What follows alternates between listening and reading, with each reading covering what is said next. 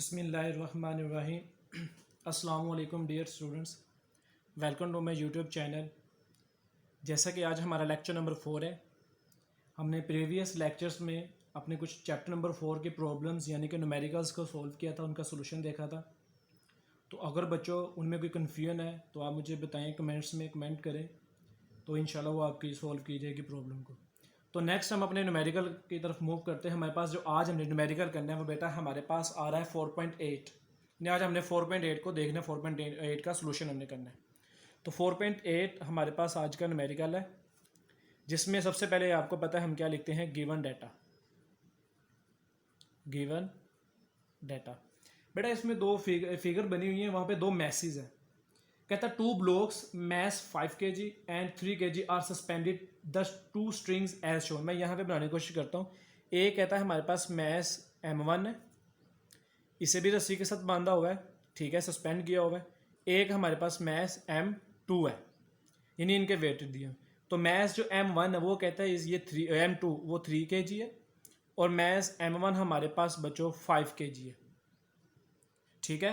तो यहाँ पे गिवन डाटा भी हम लिख लेते हैं। पहले क्या गिवन है, M1 is equal to 5 kg and M2 is equal to 3 kg, ठीक है। ये हो गया हमारा गिवन डाटा।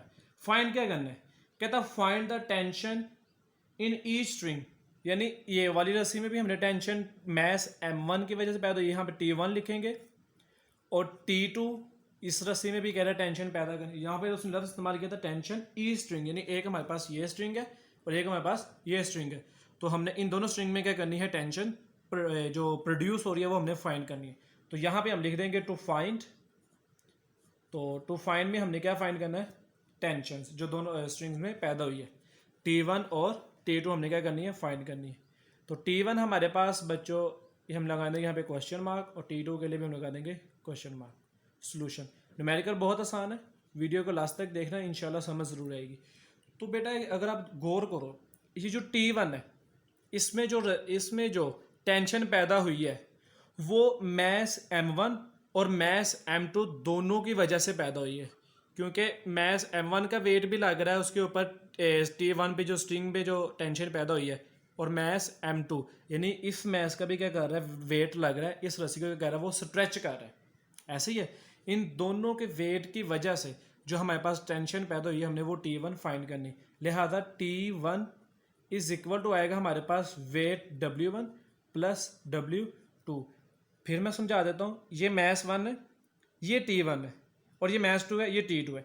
यानी इस स्ट्रिंग में जो टेंशन पैदा है, टेंशन का पैदा होता है जब स्ट्रिंग में क्या है, खिंचाव पैदा है, यानी जब रस्सी क्या हो जाए, तनाव में आ जाए, खींची जाए, लचक आ जाए, तो वो हमारे पास क्या पैदा हो जाती है बच्चा, उसमें टेंशन पैदा हो जाती है, ठीक है। ये हमने अपने तीसरे चैप्टर में पढ़ा था, टेंशन प्रोड्यूस हो जाती है जब क्या है, किसी रस्सी में खिंचाव पैदा हो जाए। अब देखो इस रस्सी में जो खिंचाव पैदा हुई है इस वजह से भी हो रही है, और ये भी वेट क्या कर रहा है, इस वेट को खींच रहा है, तो लिहाजा इसका भी वेट क्या हो रहा है, अमद दरामद हो रहा है इस रस्सी में टेंशन पैदा करने के लिए।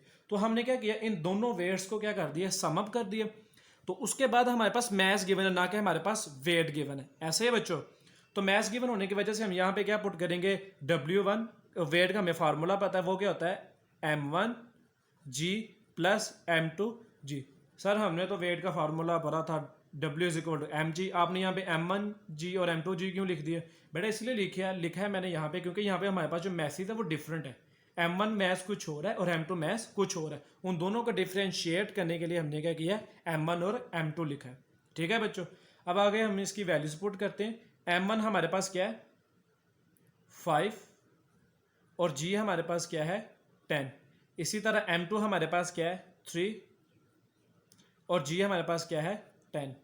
T1 हम फाइंड कर रहे हैं, तो 5 को 10 से जब हम मल्टीप्लाई करेंगे तो हमारा आंसर क्या आएगा, 50 प्लस 3 10 30। तो 50 प्लस 30 कितना हो गया, 80। तो हमने क्या फाइंड किया, T1 यानी कि एक टेंशन फाइंड किया, और tension is equal to force, यानी फोर्स की वजह, फोर्स ही कहलाती है, तो जो फोर्स का यूनिट होगा वो ही हमारा क्या होगा, टेंशन का यूनिट होगा। तो न्यूटन होता है फोर्स का यूनिट, तो लिहाजा हम इसका यूनिट क्या लिखेंगे, न्यूटन। कैपिटल एन से इसको हम क्या करते हैं, डिनोट करते हैं, ठीक है। यहाँ तक समझ आ गई। अब हम आगे इसका सेकंड पार्ट करते हैं, वो हमारे पास था T2 फाइंड करना। हमने क्या फाइंड करना है, T2 फाइंड करना है, टेंशन 2 हमने फाइंड करनी, ठीक है। तो टेंशन 2 के लिए हमारे पास जो, अब देखो यहाँ पे देखो, इस जगह पे ये जो रस्सी है इसमें टेंशन पैदा हो रही है। अब इस रस्सी में जो खिंचाव पैदा होगा क्या इस वजह से होगा, इस वजह से होगा। अंडरस्टूड है कि ये नीचे वाला वेट क्या करेगा, इस रस्सी को खींचेगा, जिसकी वजह से क्या होगा, इस रस्सी में टेंशन पैदा हो जाएगी। तो लिहाजा ये T2 किसके इक्वल आ जाएगा हमारे पास, W2 के equal. T2 is equal to W2 यानी कि आ जाएगा, वेट का फार्मूला होता है मैस मल्टीप्लाई बाय ग्रेविटेशन यानी स्मॉल जी, तो mg आ गया। M2 कितना है हमारे पास, मैस 3 और g हमारे पास कितना है 10, तो 3 10 कितना हो गया 30 हो गया 30। तो टेंशन का यूनिट क्या होता है, न्यूटन होता है। तो इस तरह हमने क्या कर लिया, अपने टेंशन T1 और T2 फाइंड कर लिया। अब हम आगे फॉरवर्ड करते हैं अपने 4.9 न्यूमेरिकल में। अब हम लिखेंगे अपने 4.9 के न्यूमेरिकल का गिवन डाटा। 4.8 समझ आ गया सबको, ठीक है। तो अब हम करेंगे 4.9 न्यूमेरिकल 4.9, ठीक है। इसका सबसे पहले हमने लिखना है गिवन डाटा। तो पहले लेते स्टेटमेंट के मुताबिक क्या स्टेटमेंट कह रही है, ठीक है। A nut has been tightened by a force of 200 newton, यानी एक नट को टाइट किया गया किसी स्पैनर के साथ। हाँ आगे लिखा हुआ है using a 10 centimetre long spanner, what length of spanner is required to loosen the same nut with 150 Newton force. मैं पहले न्यूमेरिकल गिवन डाटा लिख दूंगा, फिर उसके बाद समझाता हूँ इस स्टेटमेंट में उसने क्या कहा है। तो गिवन डाटा में सबसे पहले बच्चों हमारे पास क्या आ रहा है, given data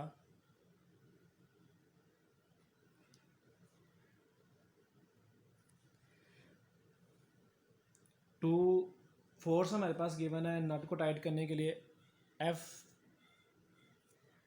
F is equal to 200 newton. उसके बाद बच्चों हमारे पास गिवन है जो स्पैनर इस्तेमाल किया गया उसकी जो लेंथ दी हुई यानी कि मोमेंट आर्म दिया हुआ वो हमारे पास है 100 सेंटीमीटर, ठीक है। उसके बाद मैंने आपको एक प्रीवियस न्यूमेरिकल में अपने लेक्चर आई थिंक 1 था, I think 2 numerical lecture number 2 था, उसमें मैंने बताया था कि सेंटीमीटर को हमने किस में कन्वर्ट करना होता है, मीटर में। क्योंकि सेंटीमीटर हमारा ऐसा यूनिट नहीं है तो लिहाजा इसे 100 से डिवाइड करेंगे। जब इसे 100 से डिवाइड करेंगे तो हमारे पास आंसर क्या आएगा 0.1 मीटर आ जाएगा।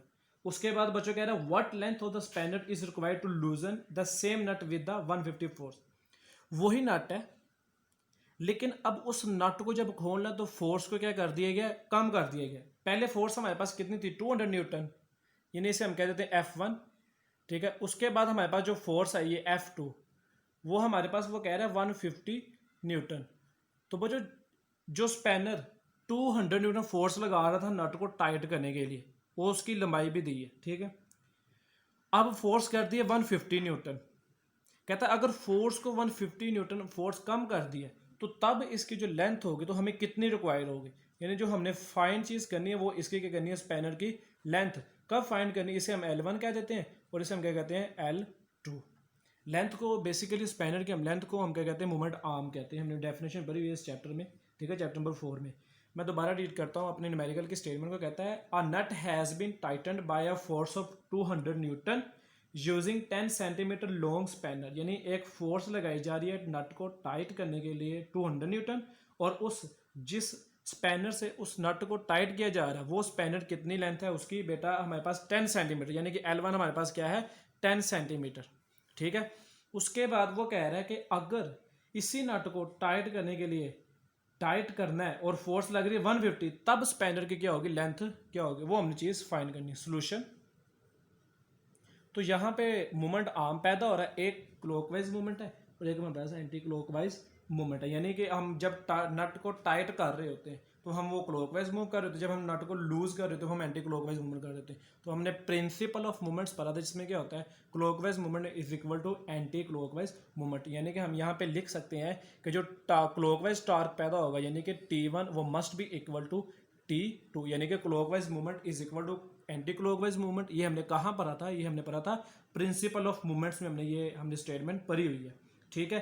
तो टी टार का हमें फार्मूला पता है कि टार का फार्मूला क्या होता है, F क्रॉस L, यानी इधर F1 लिख देंगे, L1 is equal to F2 cross L2। अब ये मेरे को फार्मूले कहाँ से है, मैंने लेक्चर नंबर 1 में फार्मूलों के बारे में डिटेल से लेक्चर बनाया हुआ, आप वहाँ से जाके देख सकते हैं। मैंने इस चैप्टर तमाम चैप्टर्स के फार्मूले उसे लिखा हुआ है। तो बेटा हमारे पास फोर्स की वैल्यू क्या है, हमारे पास 200 न्यूटन। मोमेंट आर्म हमारे पास कितना है, यानी कि L1 0.1 is equal to F2 हमारे पास कितने 150 क्रॉस L2 हमने क्या करना है, फाइंड करना है। तो हम मल्टीप्लाई करेंगे 200 को 0.1 से, 200 मल्टीप्लाई बाय 0.1, तो हमारे पास आंसर आ रहा है बेटा 20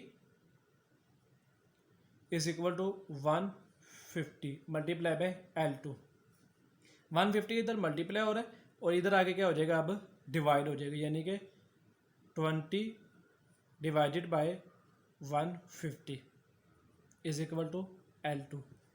ठीक है बच्चों, अब हम क्या करेंगे, 20 को डिवाइड कर देंगे 150 पे, तब देखते हैं हमारा आंसर क्या आता है। 20 डिवाइडेड बाय 150, तो हमारा आंसर आ रहा है 0.1333 आ रहा है, 0.1333 सोन, यानी कि 0.1333 इज इक्वल टू, ये हमारे पास मीटर है क्योंकि हमने लेंथ मीटर में ली थी। अगर हम बुक में देखें वहाँ पे आंसर ये नहीं, तो आंसर गलत हुआ, नहीं नहीं बेटा आंसर गलत नहीं हुआ। अगर आप गौर करें तो हमने ऊपर जब हमने सेंटीमीटर में वैल्यू गिवन थी, सेंटीमीटर में हमने उसको क्या किया था, मीटर में कन्वर्ट कर दिया था, इसीलिए हमारा आंसर भी किस में आया है, मीटर में है। तो बुक वाले ने आंसर दिया हुआ है सेंटीमीटर में, तो आपने सिंपली क्या करना है, इसको क्या कर देना है 100 से, सॉरी इसे अब पहले डिवाइड किया था मीटर में जाने के लिए, तो अब इसे क्या कर देंगे 100 से मल्टीप्लाई कर देंगे। क्या कर देंगे 100 से, जो हमारा आंसर है उसको 100 से मल्टीप्लाई कर देंगे, डिवाइड नहीं करना। जब मीटर में जाना हो फिर हम डिवाइड करते हैं, 0.133 को हम मल्टीप्लाई कर देंगे 100 से, तो हमारा आंसर आ जाएगा बच्चों 13.33, यानी कि 13.3 सेंटीमीटर। अकॉर्डिंग टू बुक हमारे पास ये आंसर आ गया। तो इस तरह हमारा ये दूसरा 4.9 न्यूमेरिकल भी हल हो गया। अब हम आगे फर्दर मूव करते हैं अपने न्यूमेरिकल नंबर 10 पे, और उसका अब हम लिखेंगे 10 न्यूमेरिकल का गिवन डेटा। आपके सामने मैंने एक ये बार सी बनाई है लकड़ी से, समझ से ये सपोर्ट दे रही है इसके ऊपर, ठीक है, इसके ऊपर पड़ी हुई है, इसे बैलेंस किया हुआ है, ठीक है। वो कहता है इसके ऊपर ये जो यहाँ पे जो मैस है, यहाँ पे जो मैस सस्पेंड किया वो 10 kg है, ठीक है। और ये जो सेंटर से लेकर यानी यहाँ से लेकर यहाँ तक का जो डिस्टेंस दिया हुआ है उसने बेटा वो दिया हुआ है R1 कह लें इसे, वो कह रहा है दिया हुआ हमारे पास 20 सेंटीमीटर, और R2 जो हमें दिया हुआ है उसने 550 सेंटीमीटर, ठीक है। इसे हम कन्वर्ट करेंगे आगे, ठीक है। उसके बाद वो मैस एम लिख लिया, और ये सस्पेंड ये जो हमारे पास ये बार जो है ये 1 मीटर क्या है, लॉन्ग है, ठीक है, ये 1 मीटर लॉन्ग। उसके बाद हमने उसे दी हुई है, तो हम यहाँ पे अपना गिवन डाटा लिखते हैं, गिवन डाटा लिख लेते हैं बच्चों। अब हम मैस हमारे पास कितना था 10 kg, m is equal to 10 kg। उसके बाद हमारे पास R1 कितना है 20 सेंटीमीटर, इसको कन्वर्ट करेंगे मीटर में तो 100 से डिवाइड कर देंगे, तो हमारे पास ये किस में चला जाएगा, सेंटीमीटर में, तो हमारा आंसर आ जाएगा 0.2 मीटर, ठीक है। सेंटीमीटर से हम किस में गए, मीटर में कन्वर्ट किया। ऐसा क्यों करते हैं, क्योंकि हमारे पास जो ऐसा यूनिट होता है लेंथ का या डिस्टेंस का या रेडियस का, वो हमारे पास मीटर में होता है। तो सेंटीमीटर में तो 100 से डिवाइड करना है और वो क्या कर जाएगी, वैल्यू मीटर में कन्वर्ट हो जाएगी। और उसके बाद R2 हमारे पास है 50 सेंटीमीटर, जब इसको हम 100 से डिवाइड करेंगे तो ये किसके इक्वल आ जाएगा, 0.5 मीटर के इक्वल आ जाएगा। यहाँ तक क्लियर है बच्चों, 0.5 लिखा हुआ है। उसके बाद कहता है फाइंड क्या करना हमने। अब यहाँ पे देखो मैस था यहाँ पे 10 kg का, यहाँ पे लगने वाली वो फोर्स को कह रहा है, वो F1 के कह रहा है, वो F1 हमने क्या करनी है, वो फोर्स हमने यहाँ पे F2 फाइंड करनी है, ठीक है बच्चों। क्या चीज़ फाइंड करनी है हमने, फोर्स फाइंड करनी है, ठीक है। तो टू फाइंड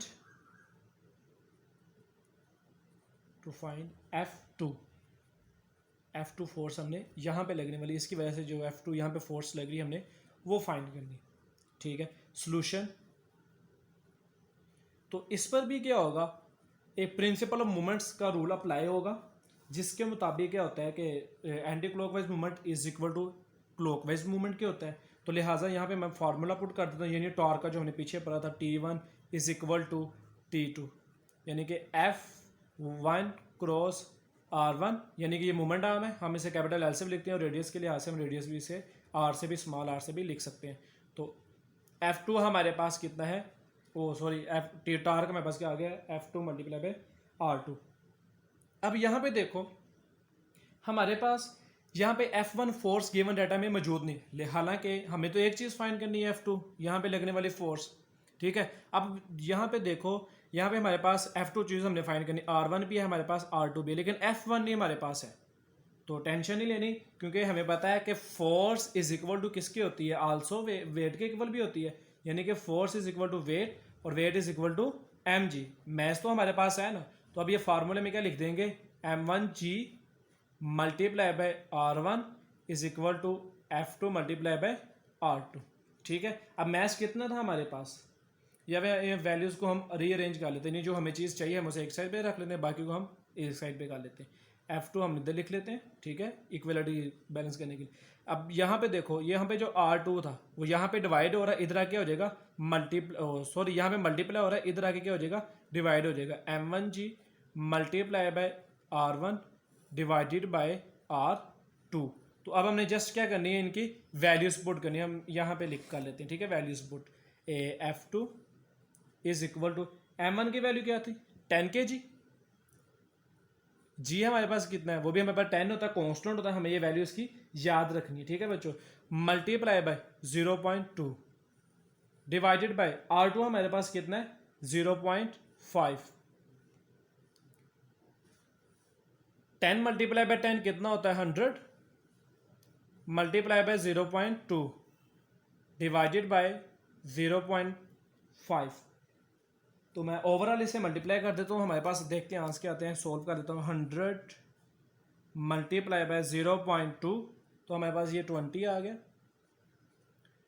20 डिवाइडेड बाय 0.5, तो 20 को डिवाइड कर देना हमने 0.5 से, तो हमारा आंसर आ जाएगा 40।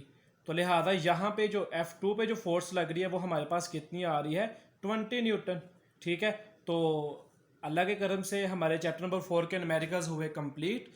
इंशाल्लाह अब मैं अगले नए सेशन में जो हमारा नया स्टार्ट होगा, यानी कि हम कौन सा चैप्टर स्टार्ट करने जा रहे हैं वो आपको बता दूं, चैप्टर नंबर 1 के हम न्यूमेरिकल करेंगे इंशाल्लाह, वहाँ से चैप्टर नंबर 2, फिर चैप्टर नंबर 3 9th क्लास के। तो अगर आपको किसी टॉपिक में मसला हो, यानी कोई न्यूमेरिकल समझ आया या कोई भी आपने थ्योरेटिकली पोर्शन समझना है, तो आप कमेंट में बताएं, इंशाल्लाह वो आपकी प्रॉब्लम को सॉल्व किया जाएगा। अपना ध्यान रखिएगा, अपनी फैमिली का ध्यान रखिएगा। अल्लाह हाफिज़।